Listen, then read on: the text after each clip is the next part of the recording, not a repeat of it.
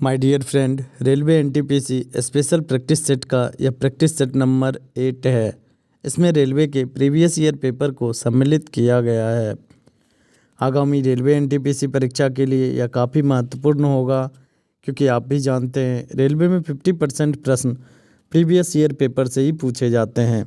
आज तक रेलवे ने जितने भी ऑनलाइन सीबीटी एग्ज़ाम लिए हैं, चाहे वह लोको पायलट का हो, आरपीएफ का हो, एनटीपीसी का हो, मेरा लक्ष्य उन सभी प्रश्नों को संकलित कर आप तक पहुंचाना है। जीके जीएस के प्रश्न वैसे भी हर लेवल में सेम ही होते हैं और वो बार बार रिपीट भी होते हैं। तो आपसे मेरा अनुरोध है, अगर आप चैनल पर नए हैं या अभी तक आपने चैनल को सब्सक्राइब नहीं किया है तो कृपया चैनल को सब्सक्राइब कर लें। मेरे साथ वीडियो के लास्ट तक बने रहिए। मेरा यह वादा है, जब तक एनटीपीसी का परीक्षा नहीं होता है तब तक प्रतिदिन आपको एक प्रैक्टिस सेट मिलता रहेगा और रेलवे के द्वारा पूछे गए सारे प्रश्न करवाए जाएंगे। तो आज का पहला प्रश्न है, निम्नलिखित में से कौन सा एक इनपुट डिवाइस नहीं है? पहला ऑप्शन है वेब कैमरा, दूसरा ऑप्शन है बीसीआर जिसका फुल फॉर्म होता है बार कोड रीडर, तीसरा डिजिटलाइजर, चौथा प्रोसेसर।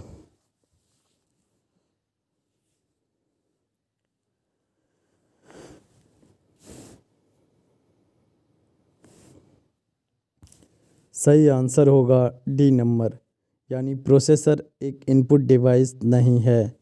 यह कंप्यूटर के प्रोसेसिंग से जुड़ा होता है, सीपीयू से जुड़ा होता है। भारतीय निर्वाचन आयोग निम्नलिखित में से किस चुनाव के प्रशासन के लिए जिम्मेदार नहीं है? यानी भारतीय निर्वाचन आयोग कौन सा चुनाव नहीं करवाता है? पहला ऑप्शन है लोकसभा, दूसरा है राज्य विधानसभा, तीसरा है राष्ट्रपति और उपराष्ट्रपति के कार्यालय का, चौथा है पंचायत चुनाव।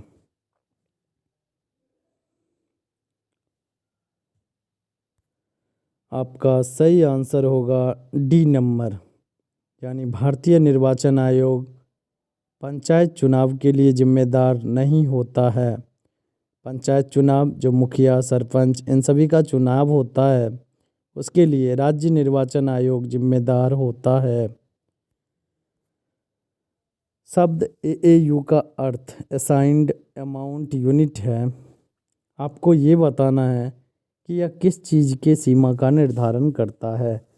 असाइंड अमाउंट यूनिट का फुल फॉर्म भी होता है, यानी इसका आप हिंदी में समझें तो निर्धारित पैमाना जो होता है वही होता है।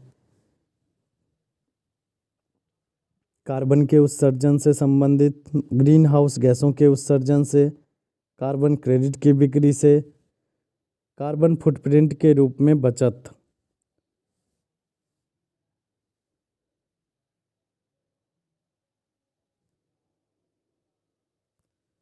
यहाँ पे आपका सही आंसर होगा बी नंबर, यानी ग्रीन हाउस गैसों के उत्सर्जन से यह संबंधित होता है। AAU assigned amount unit.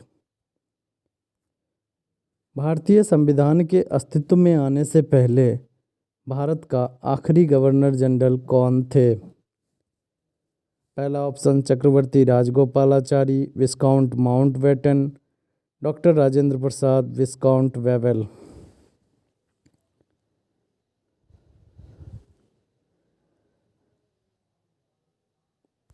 सही आंसर होगा ए नंबर, चक्रवर्ती राजगोपालाचारी। यह भारत के आखिरी गवर्नर जनरल थे संविधान के अस्तित्व में आने से पहले। सुश्रुत को डैश के रूप में जाना जाता है? भारतीय चिकित्सा के जनक के रूप में, भारतीय शल्य चिकित्सा के जनक के रूप में, भारतीय पारिस्थितिकीय के जनक के रूप में, भारतीय पैलियोबॉटनी के जनक के रूप में।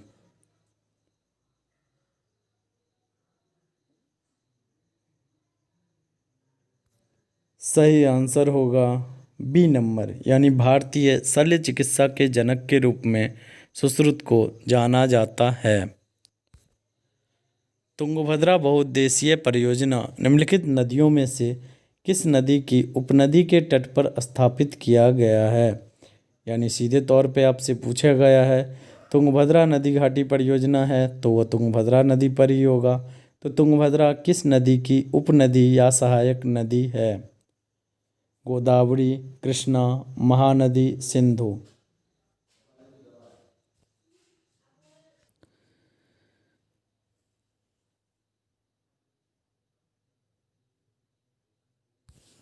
तो यहाँ पे आपका सही आंसर होगा बी नंबर, यानी तुंगभद्रा नदी जो है वह कृष्णा की सहायक नदी है और तुंगभद्रा नदी पर ही तुंगभद्रा बहुउद्देशीय परियोजना को चालू किया गया था।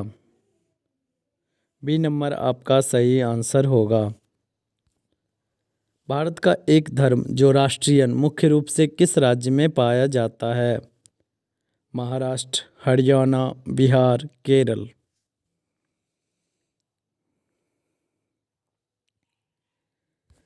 सही आंसर होगा ए नंबर, महाराष्ट्र में जो राष्ट्रीयन धर्म को मानने वाले लोग पाए जाते हैं। मुख्यतः मुख्य रूप से महाराष्ट्र में ही जो राष्ट्रीयन धर्म को मानने वाले लोग पाए जाते हैं। संविधान के प्रारंभ होने के बाद से किस अधिनियम में नागरिकता पाने और गंवाने संबंधी प्रावधान है? किस अधिनियम में नागरिकता पाने और गंवाने संबंधी प्रावधान है? नागरिकता अधिनियम 1950, नागरिकता अधिनियम 1952, नागरिकता अधिनियम 1955, नागरिकता अधिनियम 1954।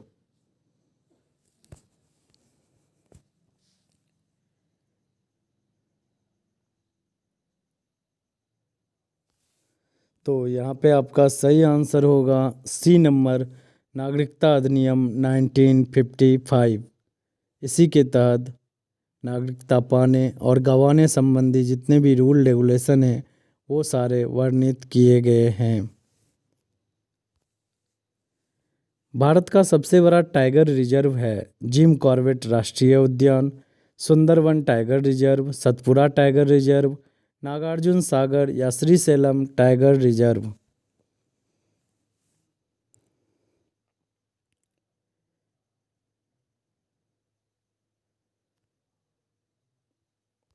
तो यहाँ पे आपका सही आंसर होगा डी नंबर, यानी नागार्जुन सागर श्रीशैलम टाइगर रिजर्व। यह भारत का सबसे बड़ा टाइगर रिजर्व है। प्रकाश एक अनुप्रस्थ तरंग है साबित करती हुई एकमात्र घटना कौन सी है? प्रकाश का फैलना, जिसे हम स्कैटरिंग ऑफ लाइट कहते हैं, इंटरफेरेंस, डिफ्रैक्शन, जिसे विसरण कहा जाता है, पोलराइजेशन, ध्रुवीकरण। प्रकाश एक अनुप्रस्थ तरंगे हैं। अगर आपसे पूछा जाए ध्वनि कौन सी तरंगे हैं तो ध्वनि अनुदैर्ध्य तरंगे हैं। तो प्रकाश एक अनुप्रस्थ तरंग है, इसे साबित करने वाला कौन सी प्रक्रिया होती है?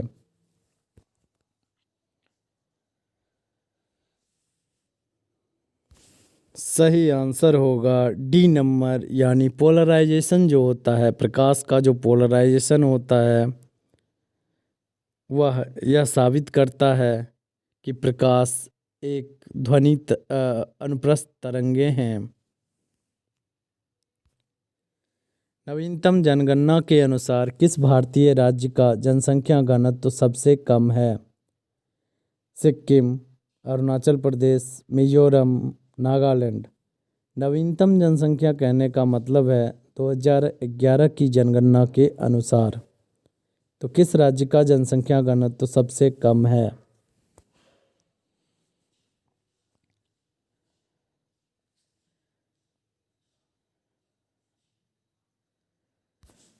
सही आंसर होगा बी नंबर, यानी अरुणाचल प्रदेश का जनसंख्या घनत्व सबसे कम है।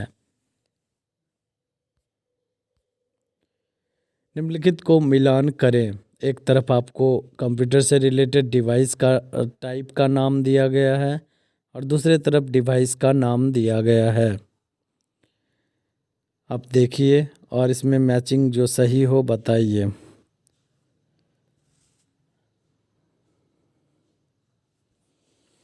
यहाँ पे आपका सही आंसर होगा बी नंबर, यानी ए का क्यू।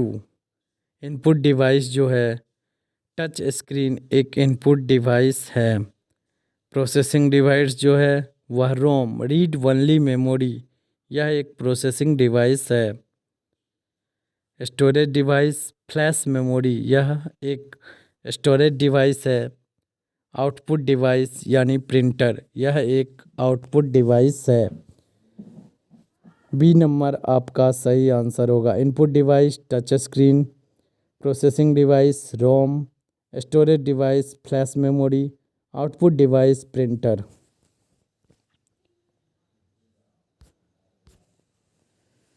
निम्नलिखित स्मारकों और स्थानों के साथ उनका सही मिलान कीजिए। गोलकुंडा किला, बुलंद दरवाज़ा, हुमायूं का मकबरा, रानी की वाव।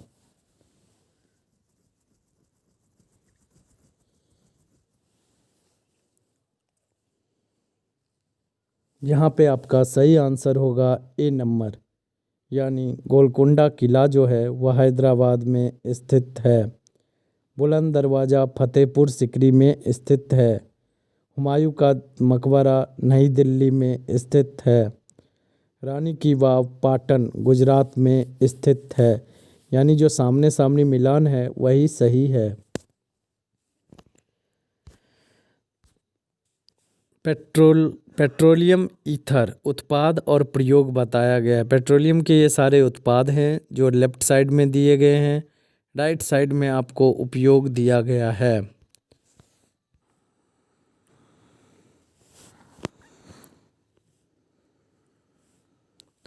यहाँ पे आपका सही आंसर होगा बी नंबर, यानी पेट्रोलियम ईथर जो है, पहला जो पेट्रोलियम ईथर है उसका जो सही यूज है ड्राई क्लीनिंग के लिए इत्र में विलायक के रूप में।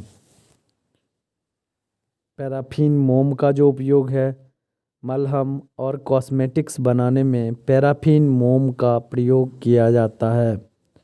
एस्फाल्ट और कोक, इसका उपयोग है छत, सड़क निर्माण, इलेक्ट्रोड के रूप में हम इसका उपयोग करते हैं, जिसे आप अलकतरा कहते हैं। गैसोलीन, इसका जो उपयोग है ईंधन के रूप में प्रयोग किया जाता है।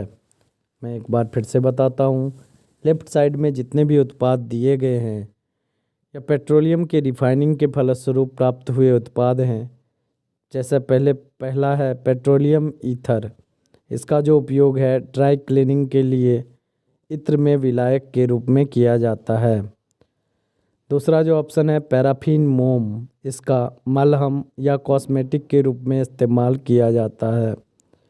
एस्फाल्ट और कोक, अलकतरा जिसे आप कहते हैं, उसका उपयोग छत, सड़क निर्माण, इलेक्ट्रोड के रूप में किया जाता है।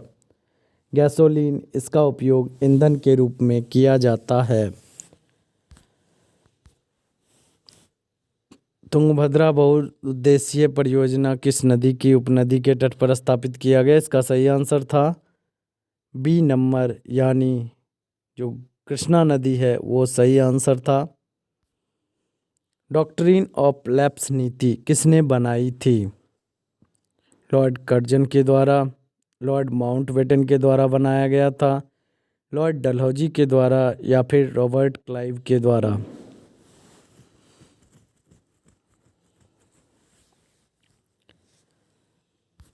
आपका सही, यहाँ जो आपका सही आंसर होगा वह सी नंबर होगा, डॉक्ट्रिन ऑफ लैप्स, व्यवगत का सिद्धांत, यह लॉर्ड डलहौजी के द्वारा बनाया गया था।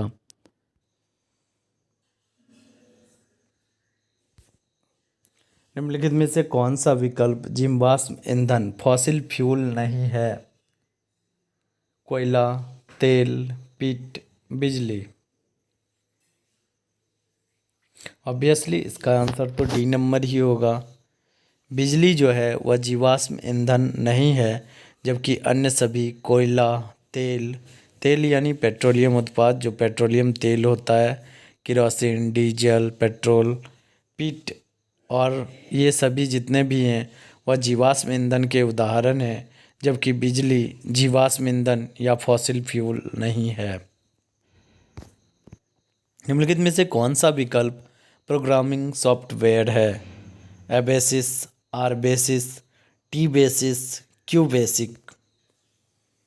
प्रोग्रामिंग सॉफ्टवेयर इनमें से कौन सा है?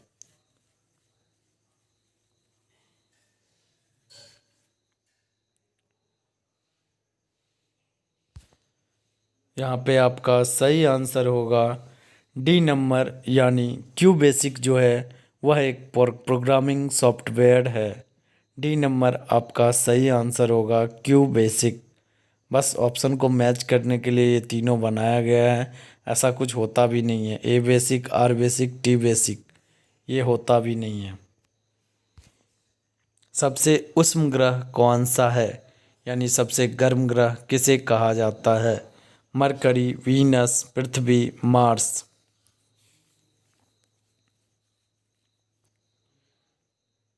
ये सब बस देखिए किस तरह से क्वेश्चन को ट्विस्ट किया जाता है।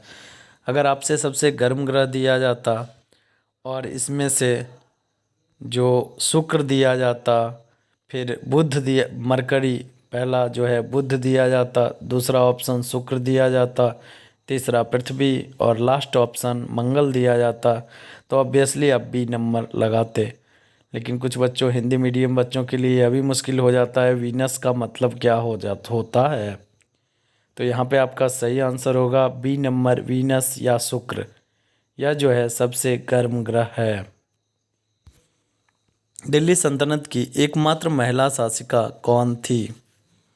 चांद बीबी, नूरजहां, रजिया सुल्तान, मुमताज महल।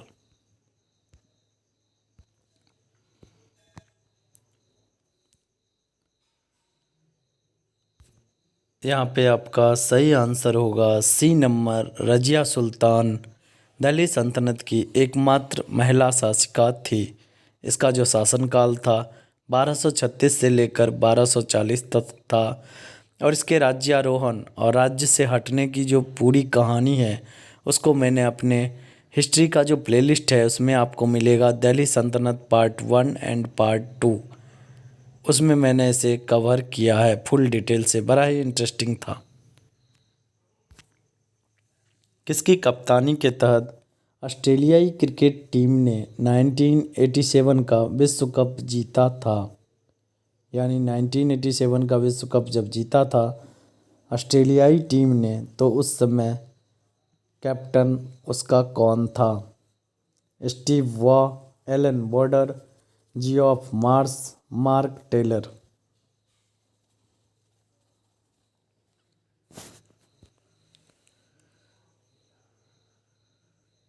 ये सारे क्वेश्चंस आपके बहुत बार मैंने देखा है, अगले अपने ही पेपर में उसने रिपीट किया है। हो सकता है इस बार के एनटीपीसी एग्ज़ाम में डायरेक्ट ऑप्शन सहित यही प्रश्न आपको देखने को मिले। तो यहाँ पे आपका सही आंसर होगा बी नंबर, एलन बॉर्डर। किसकी कप्तानी के तहत ऑस्ट्रेलियाई क्रिकेट टीम ने 1987 में विश्व कप जीता था? बी नंबर आपका सही आंसर होगा, एलन बॉर्डर। धौलावीरा एक पुरातात्विक स्थल किस समयावधि से जुड़ा हुआ है? गुप्त अवधि, मगध अवधि, सिंधु घाटी सभ्यता, चालुक्य अवधि। मैंने पूरे एनालाइज करने के बाद लगभग मैंने 2000 से 3000 पेपर के प्रश्न मैंने संकलित किए हैं। इसमें मैंने देखा कि रेलवे का जो ऑप्शन होता है वो थोड़ा मतलब क्लोज ऑप्शन नहीं होता है। अगर बच्चा थोड़ा भी अगर जानता है तो वो ऑप्शन से भी छांट के आंसर दे सकता है। जैसे यहाँ पे देखिए, धौलावीरा यह एक पुरातात्विक स्थल है और वह किससे संबंधित होगा तो आपको भी पता होगा, सी नंबर आपका सही आंसर होगा।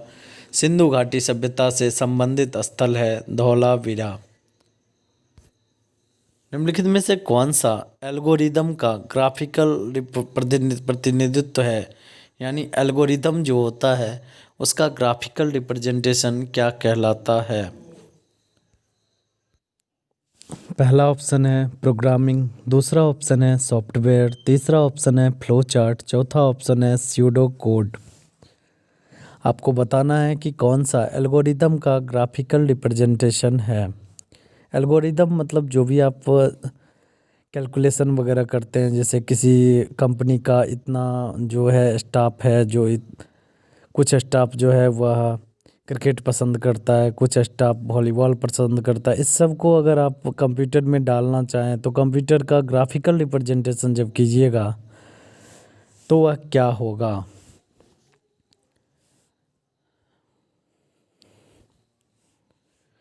यहाँ पे आपका सही आंसर होगा सी नंबर, उसे हम फ्लो चार्ट कहते हैं। एल्गोरिथम का जो ग्राफिकल रिप्रेजेंटेशन होता है वह फ्लो चार्ट होता है। तरल लिक्विड मतलब लिक्विड पेपर जो होता है वह क्या होता है। कागज़ जो गीला नहीं होता है, कागज़ जो तरल पदार्थ में बदल जाता है, शीघ्र सूखने वाला कागज़ के रंग का तरल पदार्थ जिसे मुद्रित सामग्री को सही करने के लिए लगाया जाता है, कागज़ जो कभी सूखता नहीं है।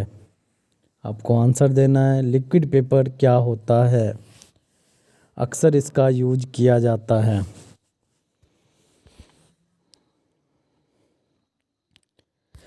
आपका सही आंसर होगा सी नंबर, शीघ्र सूखने वाला कागज़ के रंग का तरल पदार्थ जिसे मुद्रित सामग्री को सही करने के लिए लगाया जाता है। मुद्रित सामग्री यानी प्रिंटेड जो भी किया जाता है उसको सही करने के लिए लगाया जाता है। गोल्डन रॉक पैगोडा किस देश में है। श्रीलंका, म्यांमार, नेपाल, चीन। गोल्डन रॉक पैगोडा किस देश में है।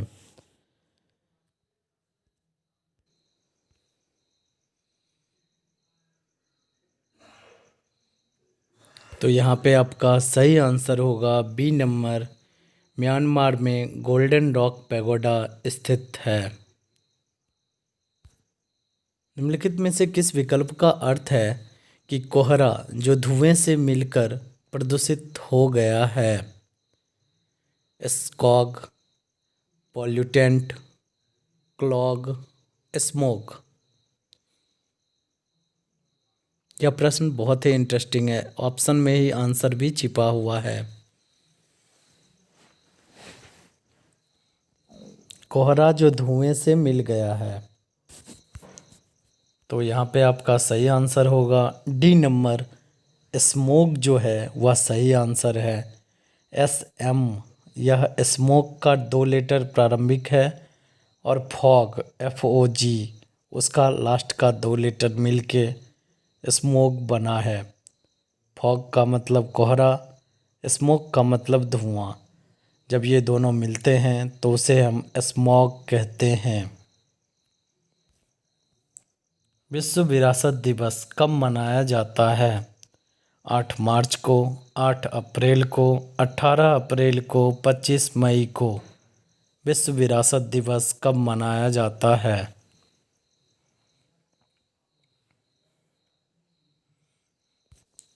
यानी आपका सही आंसर होगा सी नंबर, 18 अप्रैल को विश्व विरासत दिवस या वर्ल्ड हेरिटेज डे मनाया जाता है। APGAR स्केल क्या है। मैं आपको इसका फुल फॉर्म बताता हूँ, फिर आप आंसर बताइए। APGAR जो होता है उसका फुल फॉर्म होता है appearance, pulse, grimace, activity and respiration. A for appearance, P for pulse, G for grimace, A for activity and R for respiration. हो सकता है ये अगर एग्ज़ाम का पूछा गया प्रश्न है तो इसी में आपको APGAR का फुल फॉर्म भी पूछ लिया जाए, तो वो भी आप नोट कीजिए। तो यह किस चीज़ को मापने के लिए प्रयोग किया जाता है। पहला ऑप्शन है पर्वतों की ऊंचाई मापने का स्केल है, समय मापने का स्केल है, एक नवजात शिशु की भौतिक स्थिति निश्चित करने का स्केल है, या लंबी आयु निर्धारित करने का स्केल है?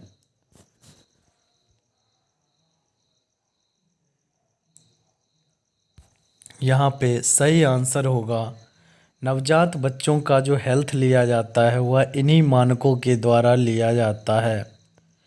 अपीयरेंस,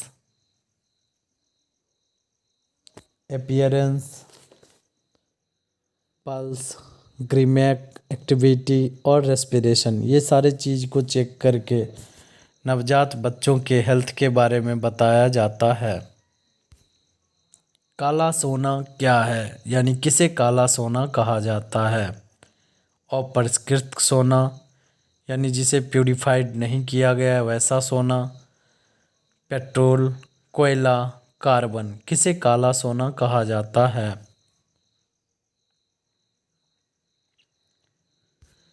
आपका सही आंसर होगा बी नंबर, पेट्रोलियम को काला सोना कहा जाता है।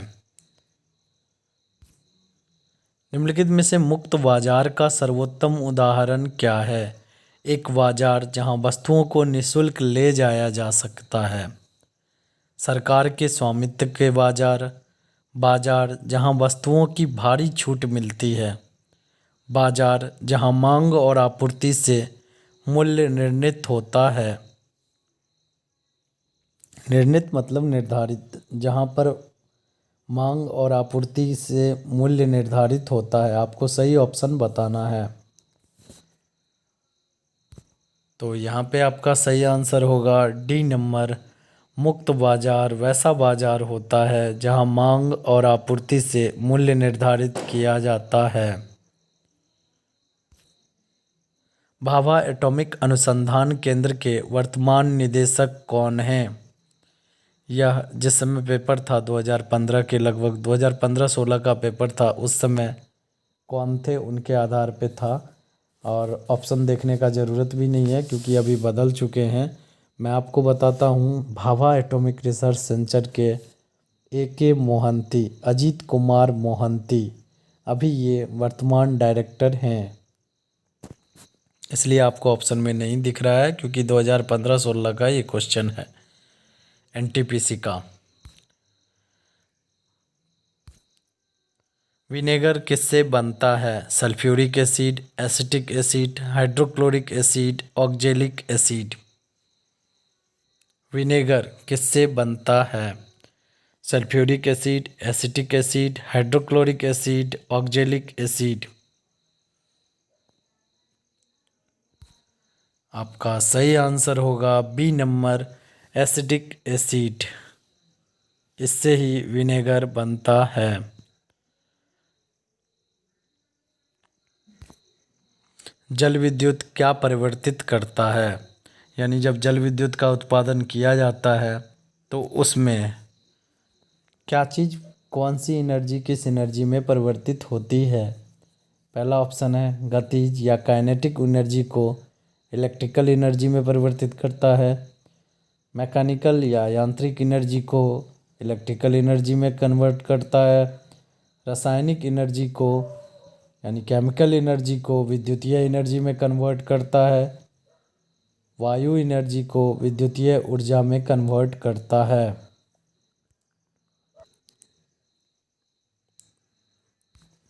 तो यहाँ पे आपका सही आंसर होगा ए नंबर, यानी जल विद्युत जो होता है वह गतिज ऊर्जा को विद्युतीय ऊर्जा यानी इलेक्ट्रिकल एनर्जी में कन्वर्ट करता है। मैं आपको थोड़ा समझाने का प्रयास करता हूँ। जो पंखी होता है, आप समझिए कि फैन जैसा है, उस पे उसका जो ब्लेड होता है उस पे धारा जो नदी को रोक के रखा जाता है, बांध बनाया जाता है, उससे तीव्र वेग से धारा प्रवाहित होता है और उस पंखी के घूमने के फलस्वरूप मोटर चलता है और मोटर के चलने से विद्युतीय इलेक्ट्रिकल एनर्जी कन्वर्ट होता है। दीपा कर्माकर किस खेल से जुड़ी हुई हैं? तैराकी, बैडमिंटन, जिम्नास्टिक, एथलेट्स।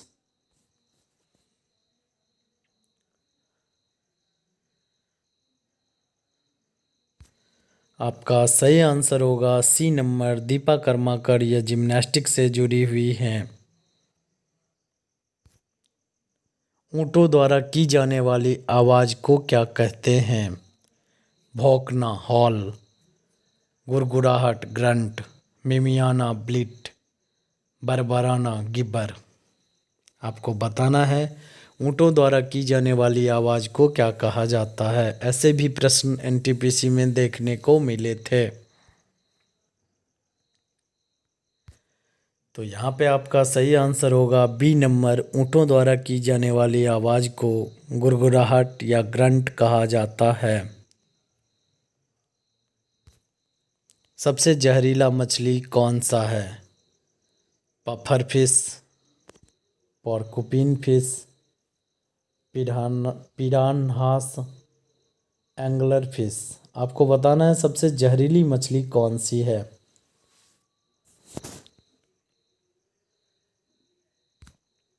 सही आंसर होगा ए नंबर।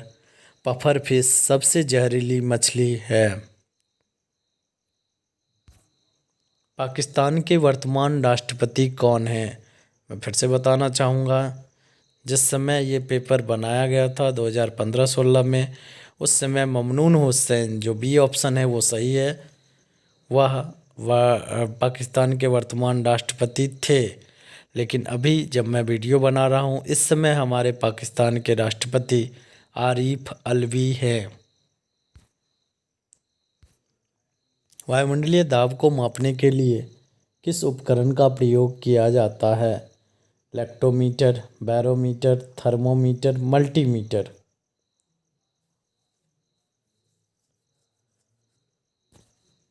आपका सही आंसर होगा बी नंबर। बैरोमीटर का उपयोग वायुमंडलीय दाब को मापने के लिए किया जाता है।